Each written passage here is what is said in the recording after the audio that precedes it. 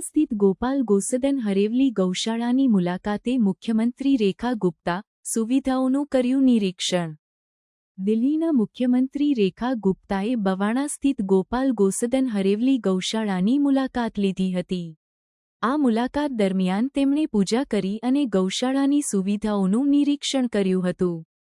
તેમણે સાંસ્કૃતિક અને ધાર્મિક પરંપરાઓના સંરક્ષણના મહત્વ પર ભાર મૂક્યો હતો અને ગૌશાળાઓની ભૂમિકા પર પ્રકાશ પાડ્યો હતો।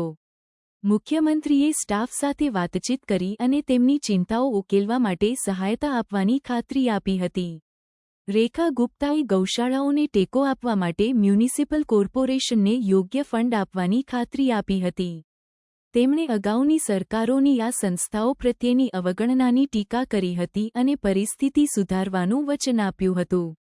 ગૌશાળાઓ માટે યોગ્ય ફંડિંગ અને મેનેજમેન્ટ દ્વારા સતત કામગીરી માટેની તેમની પ્રતિબદ્ધતા સ્પષ્ટ હતી।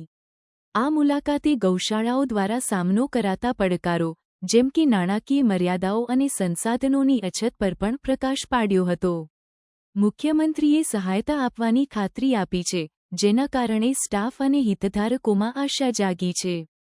તેમણે રાષ્ટ્રીય સાંસ્કૃતિક વારસાના સંરક્ષણ અને ગૌઓના કલ્યાણ માટે સરકારની પ્રતિબદ્ધતાને પુનરાવર્તિત કરી હતી। આ ઘટના દિલ્હીમાં ગૌશાળાઓના માળખાકીય અને કામગીરીના મજબૂતીકરણ તરફ એક પગલું માનવામાં આવી છે। રેખા ગુપ્તાની સક્રિય દ્રષ્ટિ અને સાંસ્કૃતિક સંરક્ષણ પરનો ભાર વ્યાપક રીતે પ્રશંસિત થયો છે।